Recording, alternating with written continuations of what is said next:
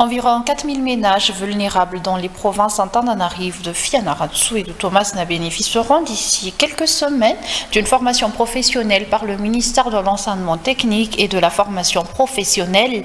Le but est de promouvoir les compétences et le savoir-faire des ménages bénéficiaires afin qu'ils disposent de sources de revenus durables selon les explications. Une signature de convention pour ce faire a été réalisée ce jour entre le METFP et le Fonds d'intervention pour le développement. Ce que nous détaille,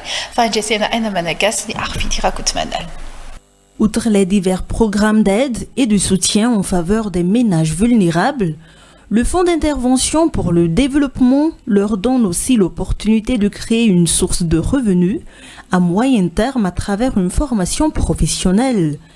Ils sont environ 400 000 ménages en situation de pauvreté à jouir de cet avantage et qui bénéficient déjà de différents programmes de filets sociaux mis en œuvre par le FID, selon le président du conseil d'administration du FID. Ces personnes vulnérables seront formées sur le tas pour maîtriser quelques métiers identifiés comme prioritaires, tels que tailleur de pierre, poseur de pavés, maçon, menuisier, jardinier et bien d'autres. Le ministère de l'Enseignement technique et de la formation professionnelle, qui est en charge de la formation, de dire qu'aucun diplôme ni niveau d'études ne sera exigé pour ces catégories de personnes.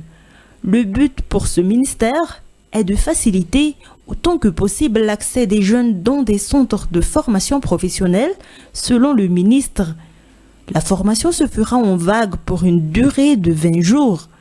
Elle débutera d'ici quelques semaines et s'effectuera dans divers chantiers et terrains de pratique.